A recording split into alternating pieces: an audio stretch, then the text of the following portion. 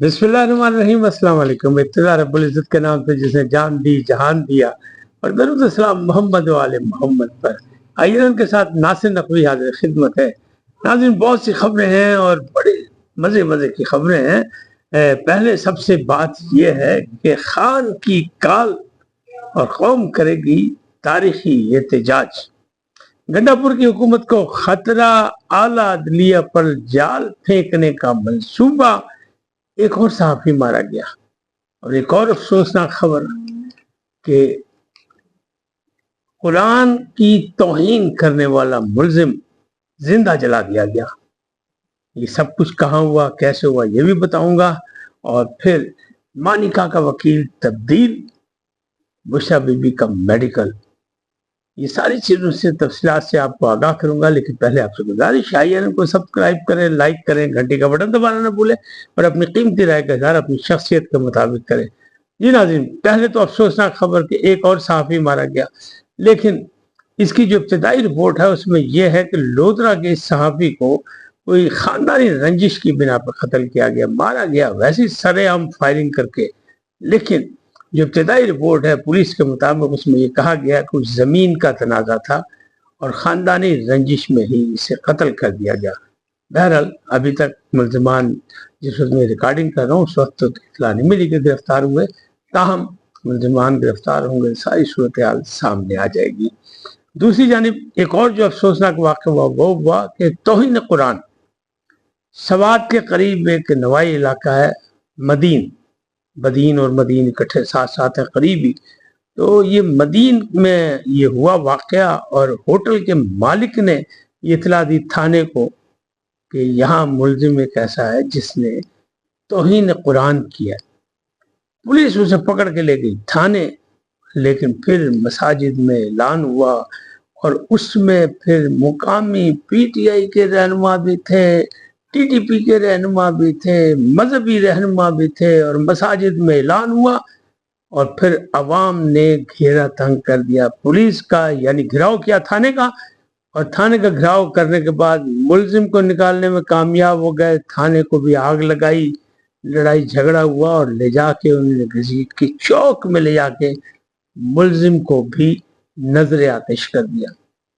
कुछ जरा ये कहते हैं कि पहले उसे गोली मारी और बाद में उसकी लाश को नजर आतिश किया, कुछ कहते हैं नहीं, जिंदा उसे जला दिया गया।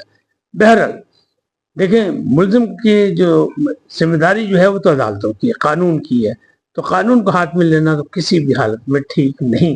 लेकिन बहरहाल ये चीज़ अगर ये रस्म चल निकली तो बहुत मसला होगा, ऐसा नहीं होना चाहिए। अफाम तफहीम से जब मुलजिम पकड़ा गया था और थाने में था तो भी उसके मसाइल कुछ और अदालती होने चाहिए थे, कानूनी होने चाहिए थे। अच्छा, ये जो गंडापुर की हुकूमत को खतरा है ये तो मैं आपको बताऊंगा, लेकिन पहले मैं बताता हूँ कि आला अदलिया पर जाल फेंकने का प्रोग्राम, हुकूमत आला अदलिया से भी नाला है, यानी उसके मतलब के रिजल्ट नहीं मिल रहे होंगे। लेकिन कुछ लोग जो है वो कहते हैं हम ख्याली का मुजाहरा फरमा रहे हैं, तो उनको बहुत देर से ये सोच विचार थी कि इस्लाहात की जाए, आईनी इस्लाहात की जाए, अदलिया के लिए इस्लाहात की जाए। तो वजीर कानून आजम नजीर तारड़ की ये जिम्मेदारी लगी कि जल्द से जल्द आला तरीन वकला से मिल के मुशावरत करके ये आईनी इस्लाहात का पैकेज बनाया जाए, यानी तरमीम का जो है वो दिया जाए, फिर काबीना में मंजूरी, फिर उसके पार्लियामेंट में मंजूरी, और उसके बाद इस जाल में सबको पकड़ा जाए और एक ही फैसले में आला अदलिया भी काबू आए और उसके फैसले भी काबू आए। बहरहाल कहाँ तक होता है, ये कैसे होता है या नहीं होता है, ये बात की बात, लेकिन कानून साजी का जो इब्तिदा है वो कर दी गई। अच्छा, अब ये जाल कितना मजबूत होगा, कितना मजबूत नहीं होगा, ये तो बात की बात है, लेकिन फिलहाल तैयारी शुरू कर दी गई है। और मानिका के वकील जो है, नए जो वकील है जाहिद आसिफ चौधरी, उन्होंने कहा कि जनाब मुझे वक्त दिया जाए।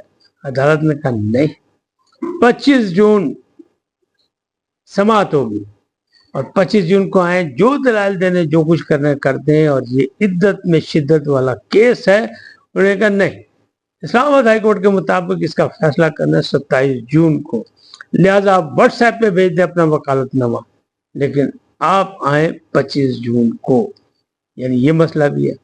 آج جو ہے وہ 190 ملین پاؤنڈ کیس کا بھی تھا، اس میں گواہیں تھی، 30 گواہیاں ہو چکی، 30 میں سے 2 گواہوں پر اور جرا کی گئی، وہ جرا بھی مکمل ہو گئی، تو اس طرح 24 گواہوں پر جرا بھی مکمل ہو چکی ہے۔ اس کا فیصلہ بھی ہونا ہے اور جلد ہونا ہے، یہ بھی سامنے آنے والا ہے۔ لیکن اس کے بعد یہاں بشرا بھی تھی اور عمران خان صاحب بھی تھے، تو اس مقدمے کی سماعت کے بعد عمران خان صاحب نے حسب سابق میڈیا سے گفتگو کی، اور میڈیا سے گفتگو کرتے ہوئے انہوں نے کہا کہ جناب خان کال دے گا، قوم تاریخی مظاہرہ کرے گی، اور 9 مئی کا جو فساد بپا کیا نا، وہ جنہوں نے فوٹیج غائب کی انہوں نے کیا۔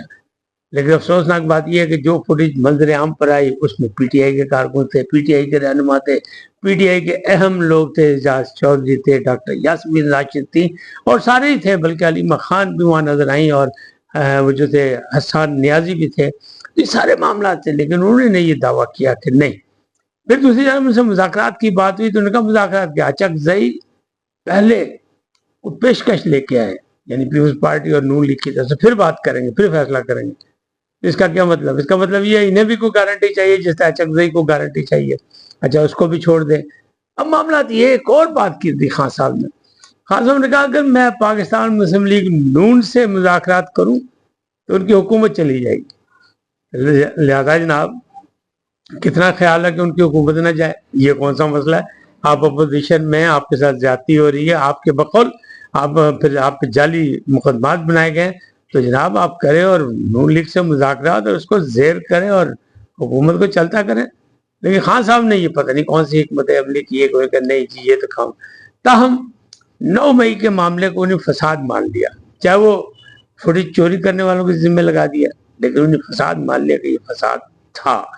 اب معاملات جو ہیں وہ گنڈا پور کی طرف، گنڈا پور کہہ رہے ہیں کہ مجھے پتا ہے کہ خان کو کس طرح رہا کرانا ہے، اور میں نے جو ہے وفاق کو جو للکارا ہے وہ ایسے نہیں للکارا، میں نے ساری تیاری کی ہوئی ہے، لیکن وفاق سے جو یعنی اسلام آباد سے جو فضائیں جو ہیں وہ چغلی کھا رہی ہیں، وہ یہ کہہ رہی ہیں کہ اگر اسی للکارے پہ علی امین گنڈا پور نے کوئی عملی مظاہرہ کیا تو وفاق کی جانب سے پھر نہ آئے، یعنی پھر ان کی حکومت نہیں چل سکے گی، بلکہ اسلام آباد پہنچنے سے پہلے ہی ان کی حکومت ختم کر دی جائے گی۔ تو اب دیکھنا یہ ہے کہ خان پر علی امین گنڈا پور قربان ہوتے ہیں یا علی امین گنڈا پور کی حکومت پر خان کی حکمت عملی جو ہے وہ قربان ہوتی ہے۔ معاملہ بڑا تگڑا ہے، اور یہ معاملات اسی طرح۔